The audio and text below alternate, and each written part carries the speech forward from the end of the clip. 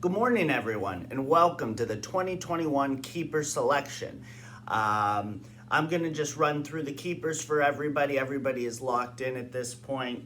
I will be posting an updated list with the rosters and the kept players, also the picks. Now, as far as the draft lottery goes, I'm thinking about doing the third week in August. I believe it'll be August 21st. Cody is going to be present this year. He has a lot of number one picks, so I imagine that he wants to be present. So I'm hoping August 21st works for Cody. Cody, if it doesn't, let me know. We could move it to like August 22nd if Sunday works better for you. Outside of that, and just for Phil as the new guy, basically, based on how you finished last year, you get a certain number of pieces. Those pieces of paper are put into a big container. We've been using the same one since we started. So for example, if you finish last year, you get 12 pieces of paper. Joel, who won last year, will get one piece of paper. And based on that, that is how the draft order is selected, and then the picks are distributed based on how they appear in the pick section. It'll make a lot more sense once we actually get the picks figured out. Now, I do want to say that this year I'm really excited. Steven's really excited. I spoke with him earlier today, and he's excited to be back in the mix. And I think we now moving forward, just based on Phil this week, has been very active in the messenger. We appreciate that. So we're very happy to have Phil in the league. Now, getting right into it, I'll get right into the keepers here. We're going to start with the champ, and it's Joel. His keepers are going to be Sabonis at $1, Freddie VanVleet at $7, and Tatum at $20. That is a total of $28. Pretty good set of keepers. Now, Joel's in trouble when it comes to the picks this year. I think his first pick's in the 5th round. So him repeating is going to be difficult. But Joel is a wily bastard, so I am going to be interested to see how he approaches this season. I do want to remind everybody while I'm thinking about it, this season we're competing not only for the trophy, but also for the first pick in the Dynasty Draft, which will be starting next year. Really excited for that. I haven't been excited for a project this much that I can remember in the last 10 years, and I legitimately mean that.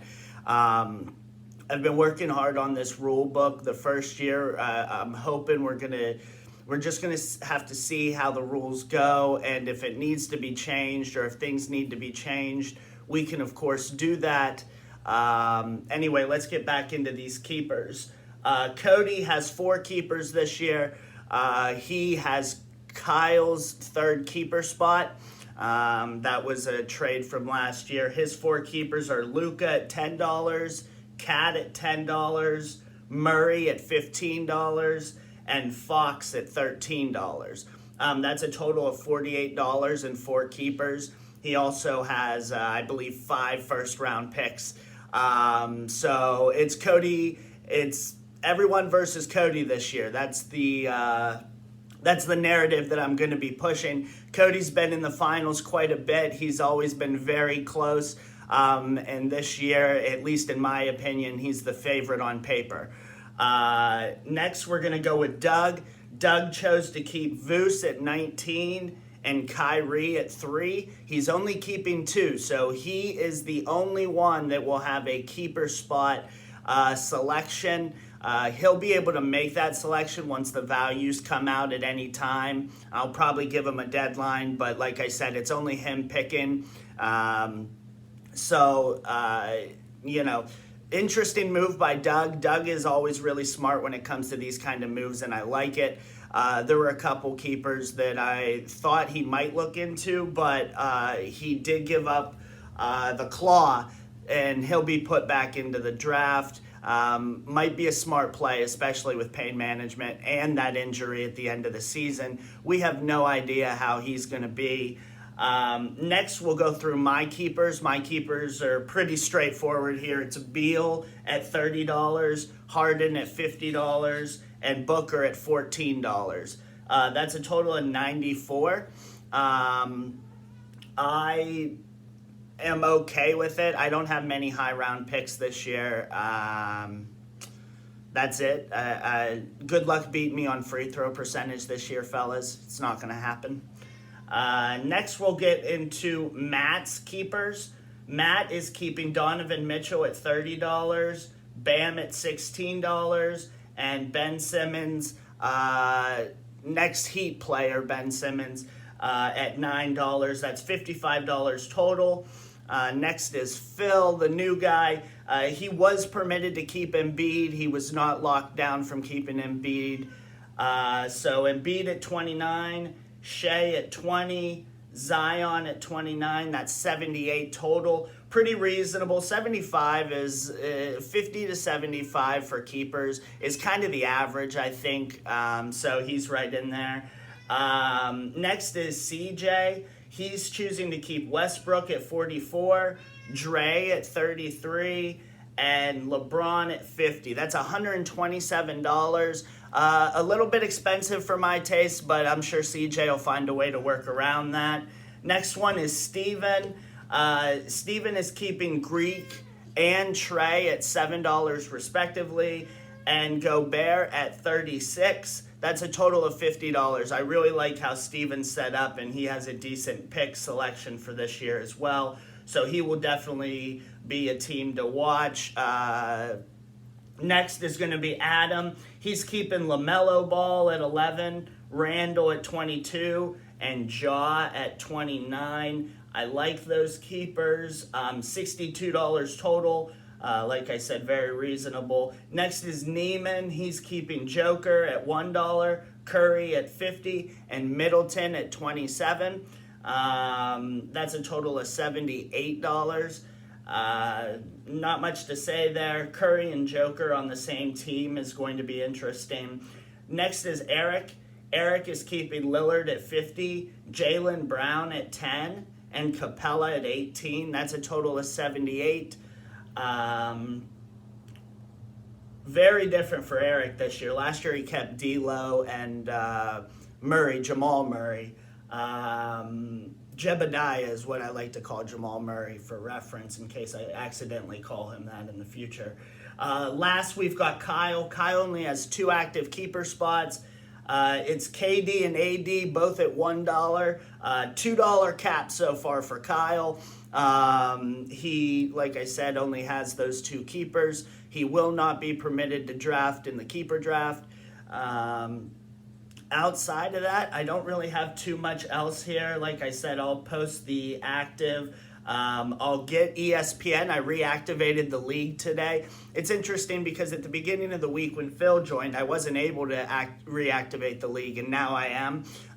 So I will make sure that everyone's keepers are on their teams. I'll probably set the keeper lock on ESPN closer to the draft because it doesn't, once I lock in keepers, it doesn't let me like move them if there's a trade or anything like that, but I will have the teams at least have the keepers on them, and I'll drop everyone else from the teams. So you can at least see the free agent pool. Anybody in the free agent pool is going to be eligible to be drafted if you want to start looking into that. As far as values go, I imagine that it's going to be closer to the start of September that those values come out. There's still a lot of working pieces that happen in the off season, so I don't want to jump the gun with values or anything like that.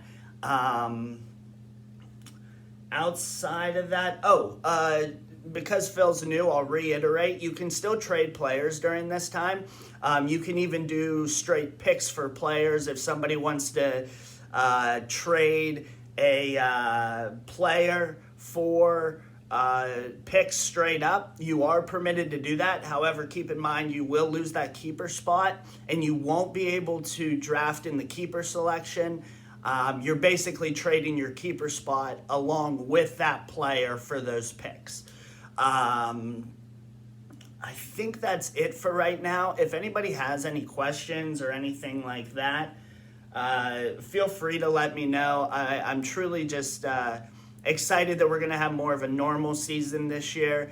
I am still considering whether we're going to keep the $150 free agent. I liked that. I liked the more cycle strategies in these matchups. So I'm leaning more towards keeping that than I am towards keeping the 2 IR spots. It's really up for debate, and I might even have a league vote on the 2 IR spots. We are still going to be dealing with this COVID stuff, so I'm okay with keeping the 2 IR spots. I know that I will have 2 IR spots for Dynasty, so I'll likely just keep it just to keep everything copacetic and not too much of a change as we transition into Dynasty. What I do want to know from everybody, and I know putting this at the end of the video is kind of silly, but I have considered expanding rosters in Dynasty. Right now, you can only have 13 players, 15 maximum if you have 2 on your IR.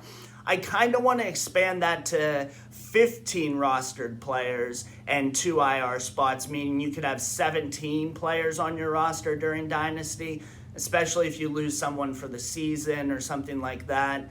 I don't think that you should be penalized, not only that IR spot, but that roster spot as well. For losing a player for the season, especially in Dynasty where your team's your team. And adding 2 additional rounds I don't think is going to be too much of a problem. It'll be a little bit deeper digging as far as draft and things like that. We'll be in the 270 total player range instead of 256. I guess it'd be closer to 280. But if you guys think you like that, let me know after you view the video. Outside of that, like I said, I'm going to wait until after the first week or 2 before I show everybody the rule book for Dynasty. I do want to get everybody's takes. If you guys review that rule book and you see things that might be an issue, I do want to talk about it. I've talked about some of the things that I'm going to do with Joel, obviously, and I think Cody and Eric and I have had some conversations on it as well. But I do like what I have so far. And like I said, that first season of Dynasty is going to be touch and go, and we might have to make slight adjustments. But I like where it's going to be at. And the thought of keeping your team long-term adds a lot of different kinks to strategy, trades, free agent money, things like that. Outside of that, welcome back, everyone. Cody let me know about the 21st or 22nd as far as the draft lottery, and good luck to all this season.